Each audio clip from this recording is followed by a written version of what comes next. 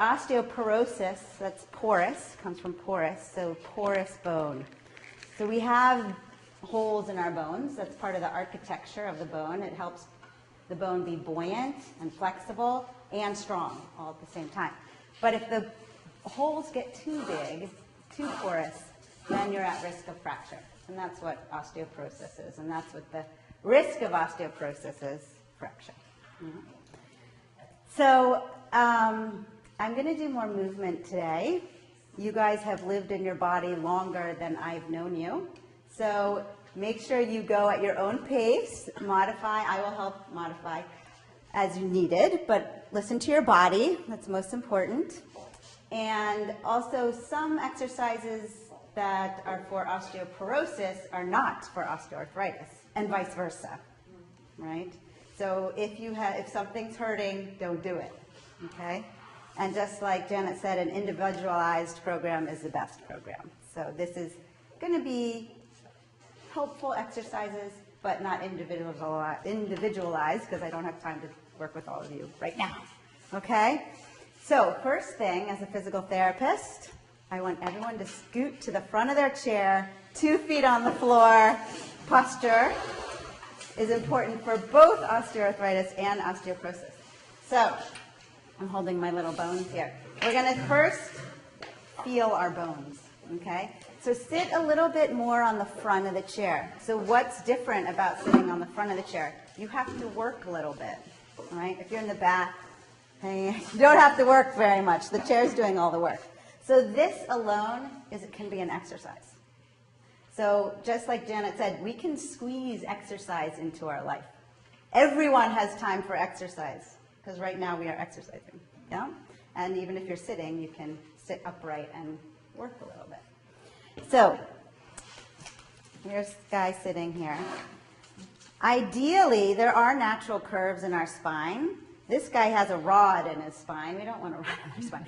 But if you have a feeling, a sense that there is a rod, or a plumb line, we call it in PT, going from the top of the head, through the shoulders, through the hips, that can kind of help you feel that length through the spine there, as if a helium balloon is just floating up. But we're talking about bones here, so stomp your feet a little bit.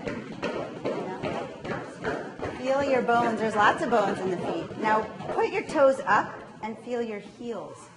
The heel, you can see on my guy here, is a very thick bone.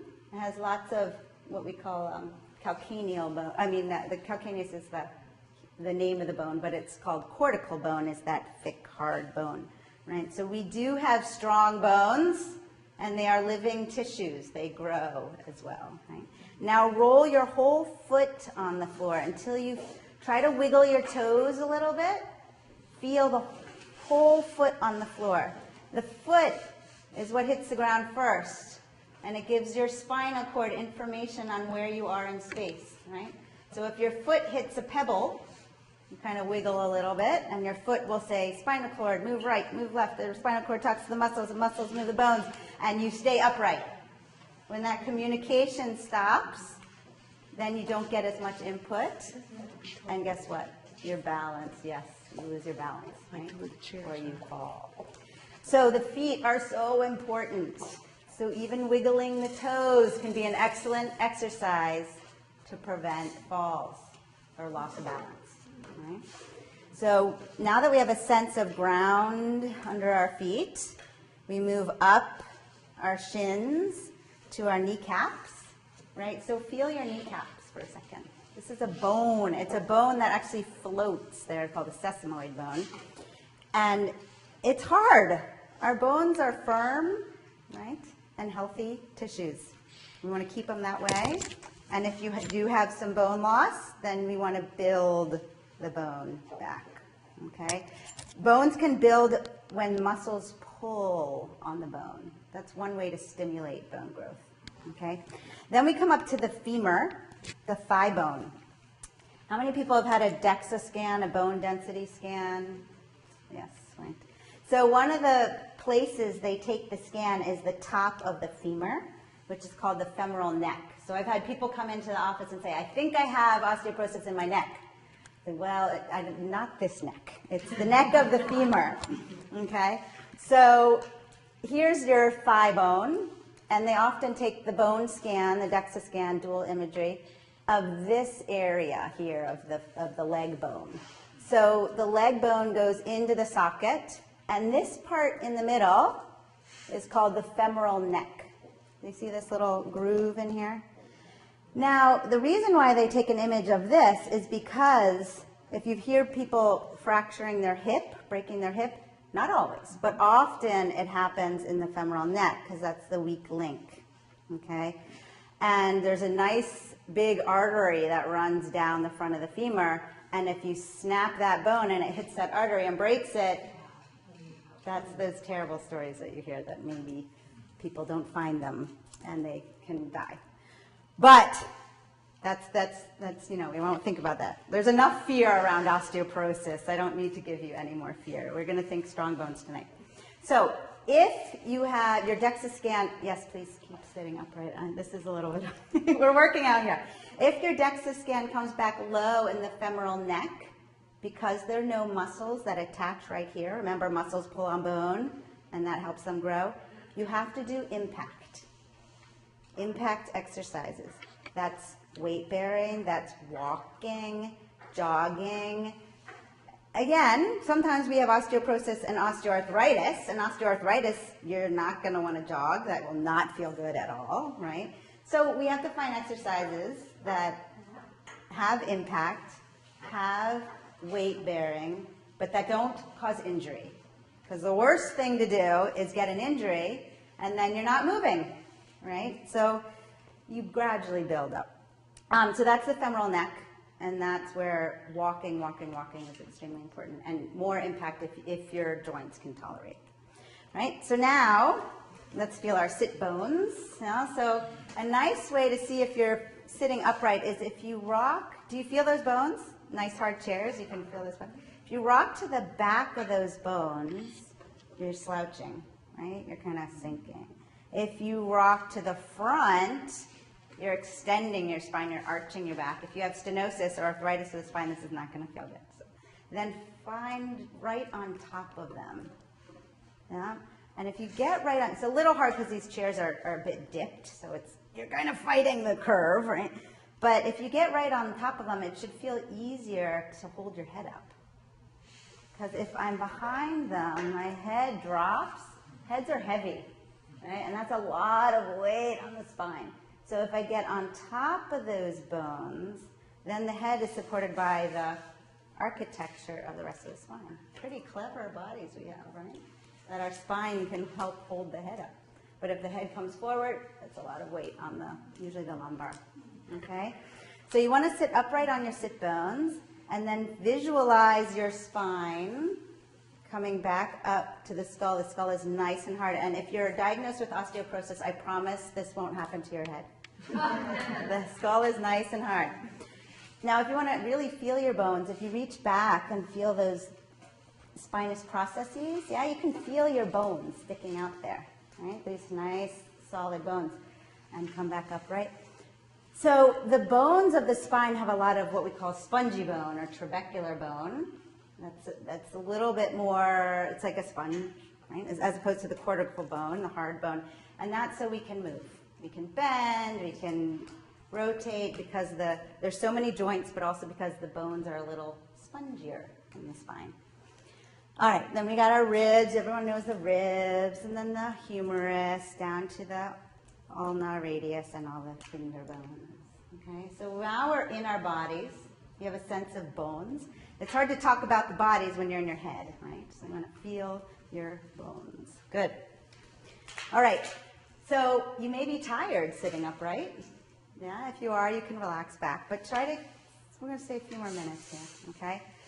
First, all I want you to do is, so the pelvic floor is an interesting topic here. The pelvic floor muscles act like a sling. These are at the base of the pelvis. And it helps with urinary incontinence, right? So if you have to go to the bathroom in the middle of the night and you feel like you need to go right now, if you have a strong pelvic floor, that can hold you a little bit longer. There's more to it. You know, if you drink lots of coffee and you not enough water, that can cause incontinence. There's many, many causes. But if we have strong pelvic floor muscles, which is at the base of the pelvis, not only does it help with back pain, it can help with incontinence. It can help. So often people wake up, they have to pee right now. I gotta go now, and they jump out of bed, and blood pressure drops, and they trip and fall, right? So to avoid that, if you have a strong pelvic floor, you might buy yourself a little more time to slowly get out of bed, make sure there's no clutter on the floor, and make it to the bathroom safely, right? So this is extremely important muscle. So how do we activate it? So if you have to go to the bathroom, try to contract the muscles. Yes, Kegel, you got the keyword, that help you stop the flow of urine, yeah? So try that, just relax them, hang out on your chair, and then try to contract those pelvic floor muscles. Can you feel how, when I see people contract their pelvic floor muscles, all of a sudden everyone sits up even a little taller, yeah? So these are extremely important muscles. Moving up from the pelvic floor, we have the abdominals, yeah? And they go wrap around into the back muscles. So again, we just explored our bones. Now I'm moving on to muscles. So sitting upright can be an exercise. So when you're at a lecture like this, you could say, oh, I'm going to do my exercises. I'm listening. I just contract the pelvic floor. And then you breathe in, make a big belly. Make a big, big belly. Now breathe out and make a small belly. Feel those abdominals. We call this the abdominal draw in, right? So you're just drawing your abdominals. Do you feel those contract? So breathe big, inhale. Fill the belly. And then exhale, draw it in and tighten those muscles. Yeah, good. Do it one more time. Big belly. Exhale, draw in, and notice if your shoulders went up. You don't have to lift your shoulders to do that, right? So sometimes you feel like your abs are attached to your shoulders. They're not. You can relax your shoulders and draw in. Yeah? Good. All right. Now we're on to our shoulders. And we're going to get up in a second. So if you have room, reach up, reach up, reach up, reach up. Good.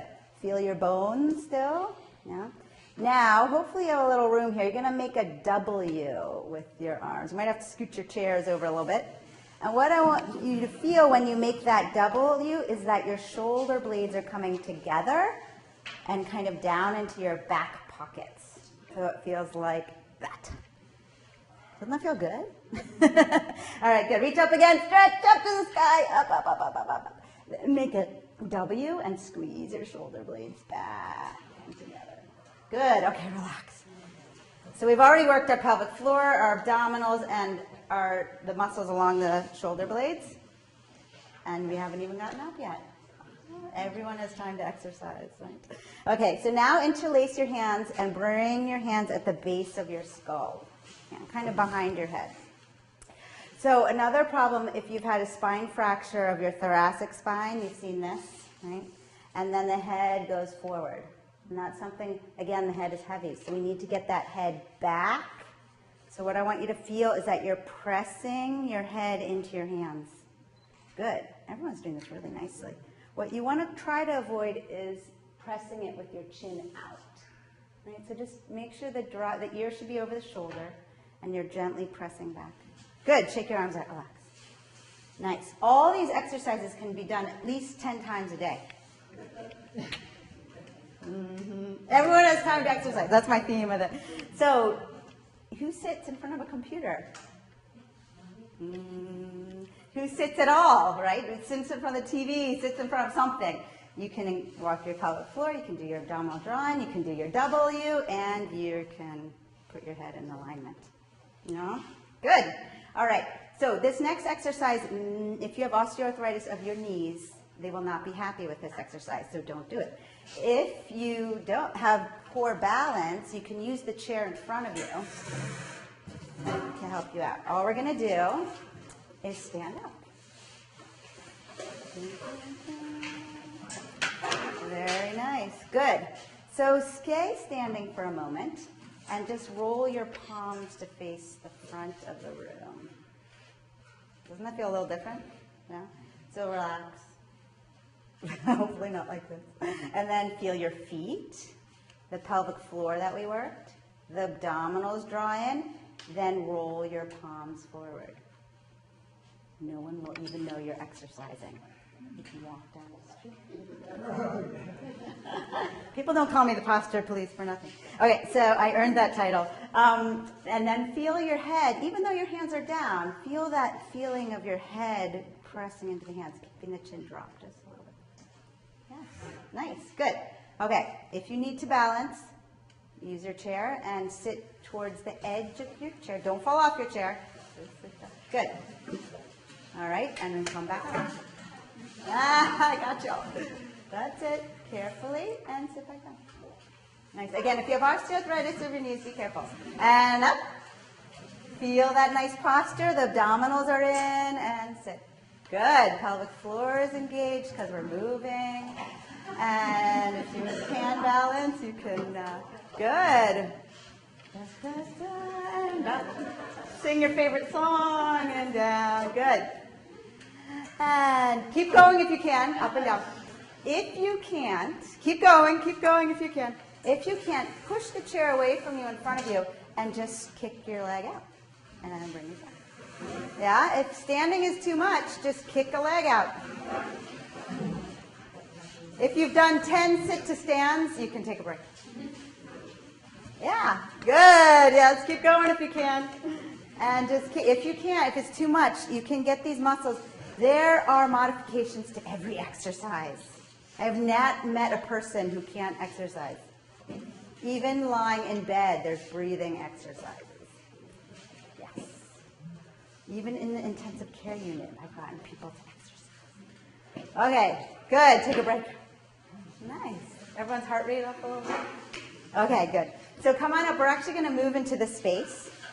So most of those exercises, except the sit to stand exercise, are called postural exercises. Okay? So I just want to point out one thing. If you have your book and you turn to page 25, there's a nice little chart. 25.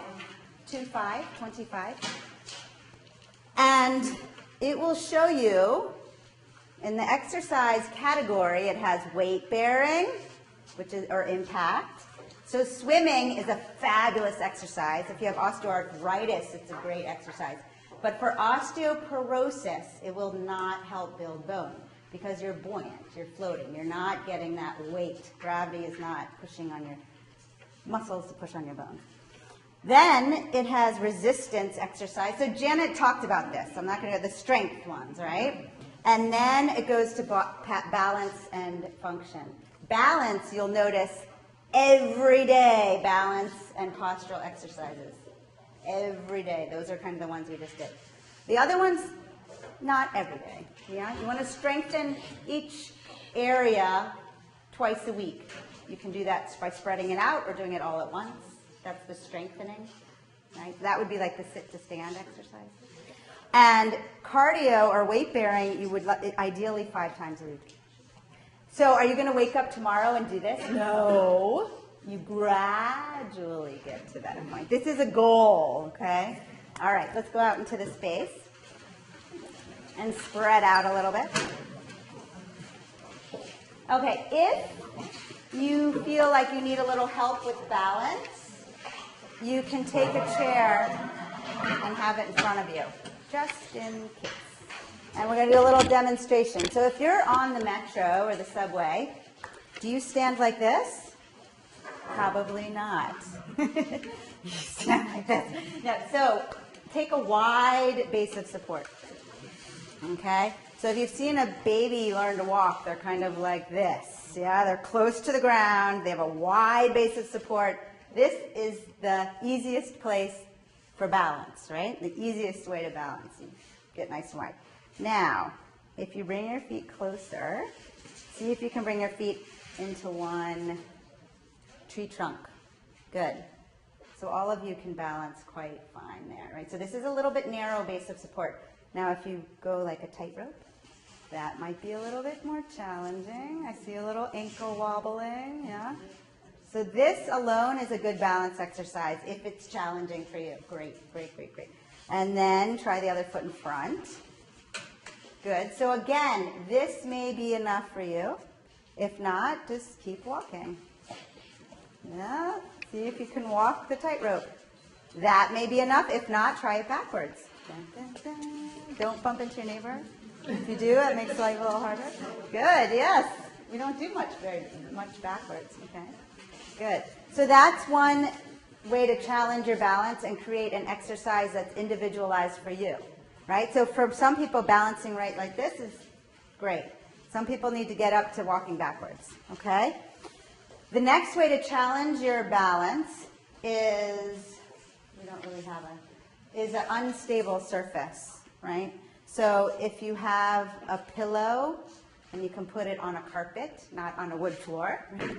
But if you have a pillow and you try to stand on the pillow, that's going to be harder, right? So it's uneven surface, and it's a great exercise. The next thing is to take one of your sensory inputs away, right?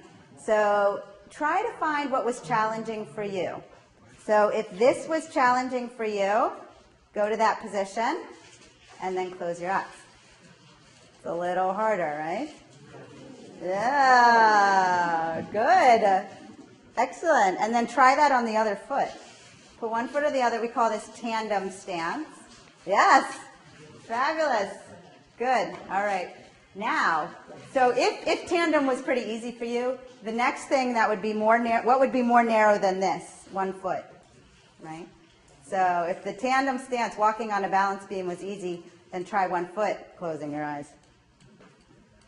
And what's really interesting is try the other side. Often people pick their strong foot first. Good. And then try closing your eyes. Yeah. Again, a safe environment. Do not do one that's too hard. So the balance exercises you can do every day. Okay. It will get better. Gymnasts can't do backflips on balance beam the first day they start gymnastics. Right? Practice, practice, practice. It really does improve. I promise you. I would be out of business if it didn't improve. All right, good. So those are some balance exercises you can do. So again, with osteoporosis, falling and fracturing is the big risk. Right? So what do we think of fracturing? Hips, knees, kneecaps. Some people have fallen, and yes, that is a hard rehab.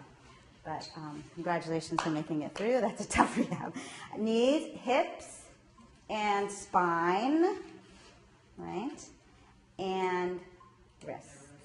Right? So that's usually where the scans are taken, at the hip, the spine, the lower spine, and some people get scans of their wrists. Right? So to strengthen the knees and the hips, we did one exercise already. That was the sitting and standing, right? Remember that? So let's practice that again in standing without, again, if your balance is not great, then grab a chair. Or if you have knee osteoarthritis, we'll do something else. But try to sit. Now, hold it there. Keep your spine long. Good. Bring your feet a little wider. That's it. And then come back up. Good. So I want everyone to imagine they have a rod on their spine, right? And try it again. And stay on that. So try not to do this. Flexion of the spine is a risk for fracturing. Good. And come up. Very nice, everyone. Good. Try a couple more. Keep your spine long. And up. Good. Just one more. Nice.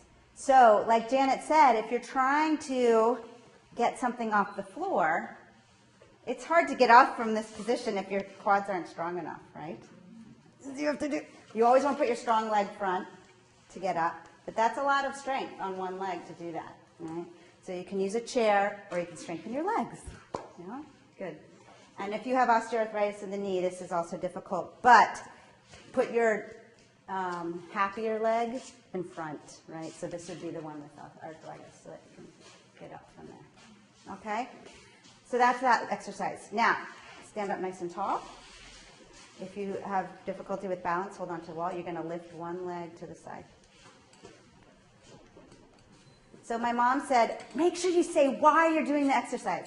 Okay. So come back down. And we're going to do it again. Bring it out.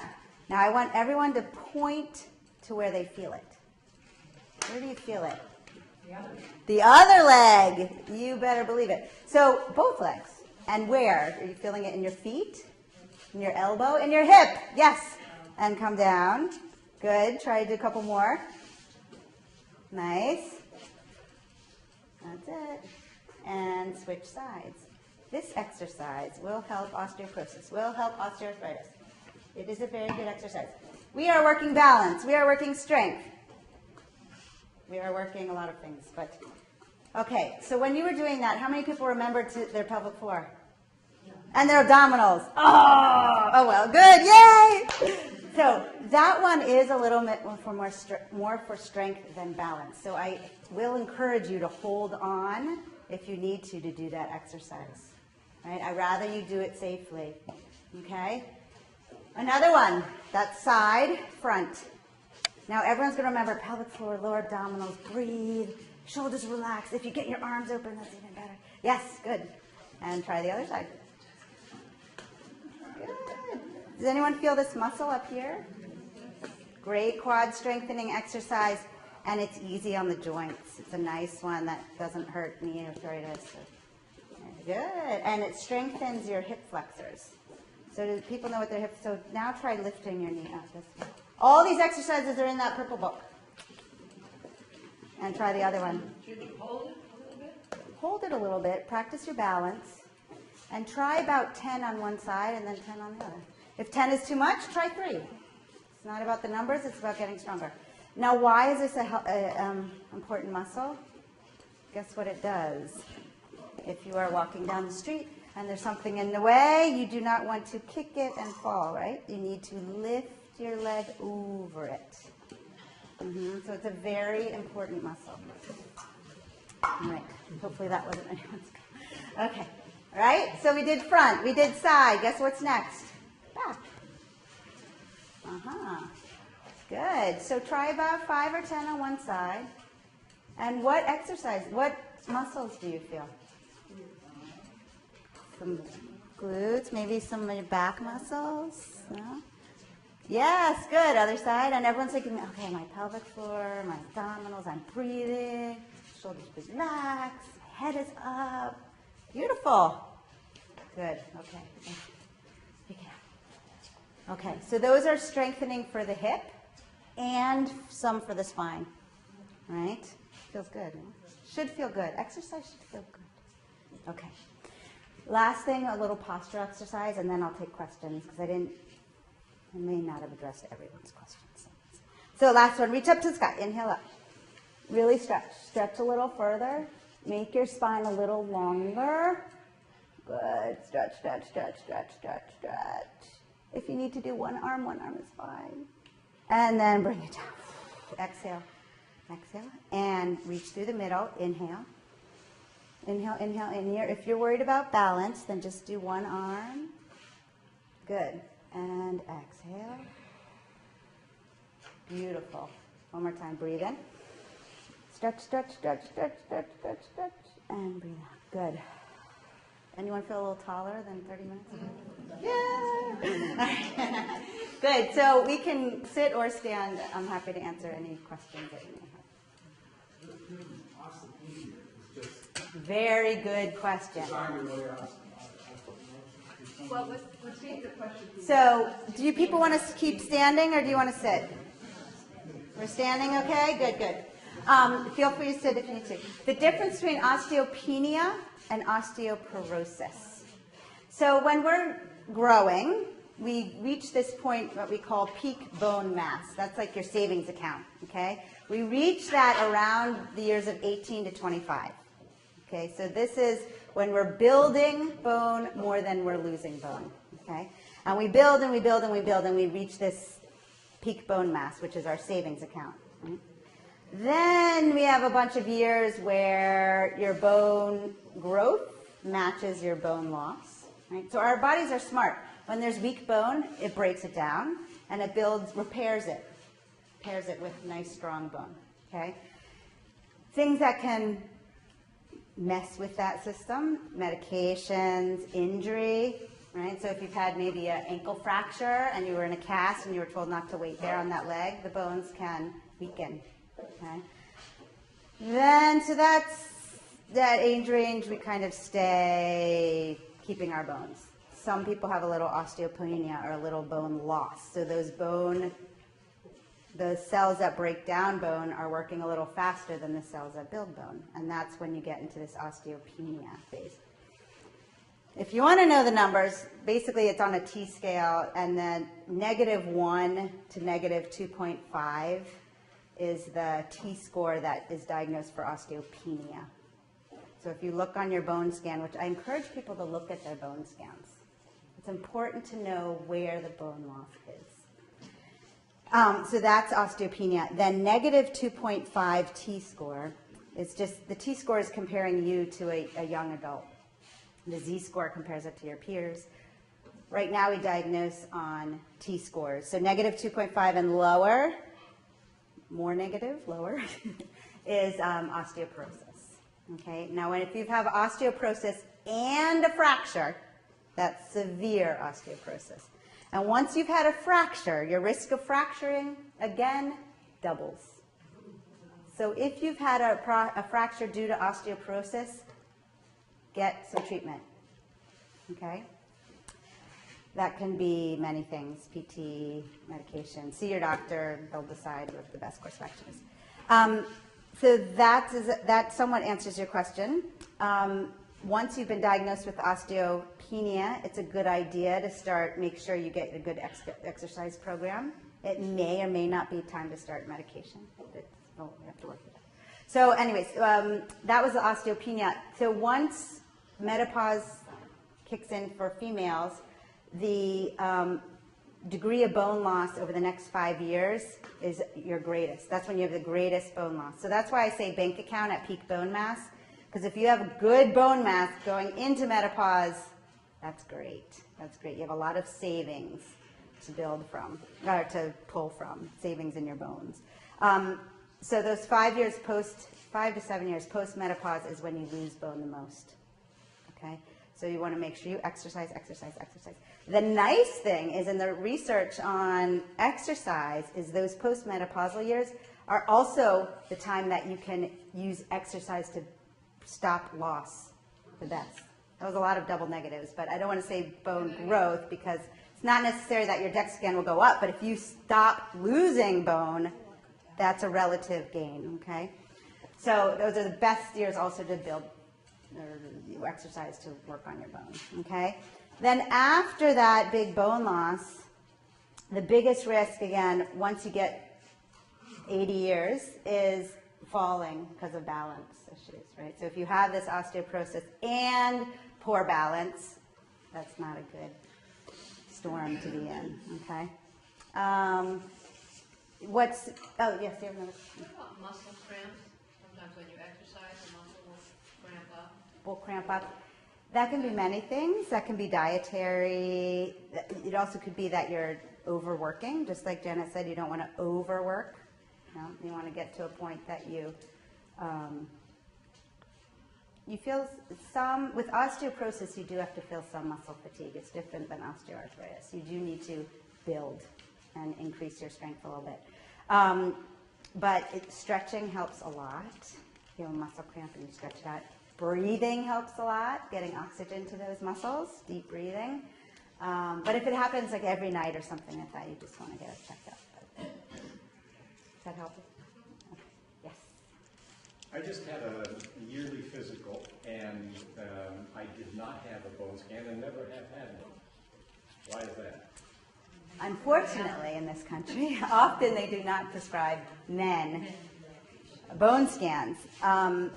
When females go through menopause, there's a drop in estrogen, and that's when you lose bone mass. Men don't have that huge drop in estrogen. So, what's your recommendation? What's my recommendation? Does it run in your family? No. Okay. Janet, do you want to say something? Yeah, but I think there are new guidelines for men at age 70. Oh, age of 70 now have a DANCA scan? It's a fairly new guideline. Interesting, For yeah. males, Age 70. And a lot of men don't know. Yeah. It's thought of as a women's disease. Right, right. If you've had a fracture, you may want to get checked.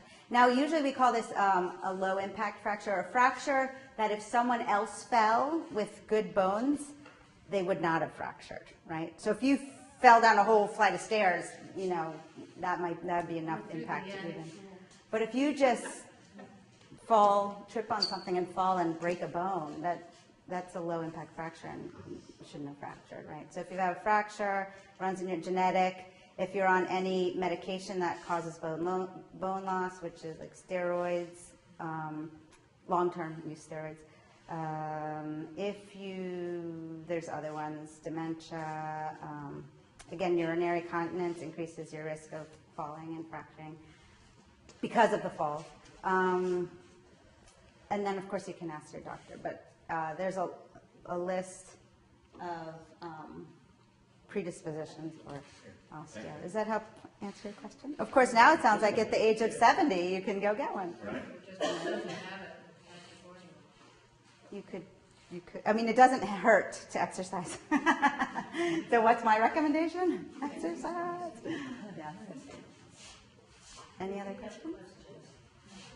Yes, please. I have absolutely lost my grip. Oh, grip strength. Okay. So what do I do? I mean, I keep doing this all the time, and I work on the computer all the time, but I dropped it all the time.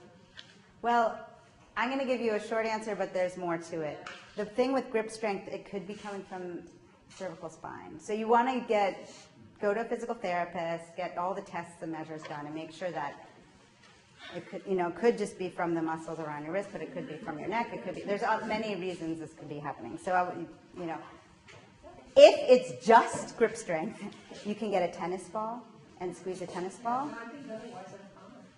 Another thing you can do is get a rubber band and put it around your hand and open the rubber band. So the tennis ball and the rubber band, those are two great exercises, but again, get cleared. Oh, this is mine. I just put two of them here. I put one here and there. I put mine here. Good question. Make sure the person is trained in teaching exercise for people with osteoporosis, if you have osteoporosis. Because there are exercises, the bending, that you should not do, right? You should not bend from the waist if you have osteoporosis, because it puts the front of the bones. Where's my guy? Let me just show you. Let me show you why. I think visualizations help.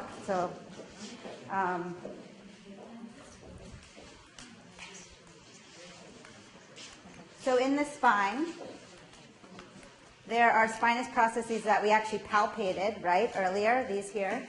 So when you bend backwards, these bones can help support you. In the front, there's beautiful organs and things, but there's no processes in the front that help protect the front of this bone here. So if you have bone loss in the trabecular bone, which is the first to go, it's the first to grow, but it's also the first to go, you can get compression fractures through the vertebra here. And with bending, that increases the pressure on the vertebra. Bending from the waist. You do not want to bend from the waist. Now again, it depends if you have osteoporosis versus spinal stenosis, right? So if you have osteoporosis, it's okay to extend. But if you have back pain from narrowing of the spinal canal, extension is not okay. You'll be in pain. Your body will tell you, you will have pain. Okay, so again, you just want to, it depends. I'm giving kind of general advice here, but so as far as yoga, it can be great, but it can also be harmful. You have to make sure the teacher is qualified. Okay, does that help? And listen to your body, listen to your body. Yeah. Okay. You had a question, William? Yes. I have osteoarthritis of the knees. Yes. Went to a physical therapist. Yes. Actually two. Yes. And they gave me a set of exercises which are like your front and back and side and back, but on the floor. Oh. I don't know why they both recommended it that way rather than standing exercises. Any ideas? There's many reasons for it. Some may be just because that you take out the component of balance when you're on the floor. One reason I like to give exercises on the floor is a risk of falling is fear of falling. If you are afraid to get on and off the floor, that could increase your risk of fear of falling, which then increases your risk of falling, right? So I like to give exercises on the floor sometimes to make sure people get on and off the floor. It's But you important to did practice. those exercises for osteoporosis. Yes. They were given to me for, Osteoarthritis. Right. Right. You can do them standing. You can do, and then in standing, you have a lot more going on. but same exercises? Same exercises. Okay. You're strengthening the same muscles. You're strengthening more in standing, and you're practicing balance, core stability. There's a lot more going on in standing. But if you go to certain PTs, they're looking, you have knee osteoarthritis, we're going to work on the knee, right? That's not how I see the body, but I like to look at the whole body, right? So often you have knee arthritis because your hip is weak and you're straining your knee, right? Or you have a spine rotation that makes you put more weight on the knee that hurts, and you're constantly putting more weight on this leg, and then your knee wears out. Right? So there's many reasons for osteoarthritis, and some are patterns in the body that are causing that. And the same with osteoporosis, right? So I've had someone, for example, come in with genu valgum, meaning their knees are coming. So they're not bearing weight through, she was walking, she was exercising, and her greater trochanter was wearing out, less bone in the greater trochanter. Because there wasn't weight going through. She wasn't using her butt muscles that pull on the greater trochanter, right? So we realigned her legs. She's now upright, and she's using her glutes. And her bone density has improved. So there's many reasons why. Does that help? That was great. Thank you. Thank you, everyone.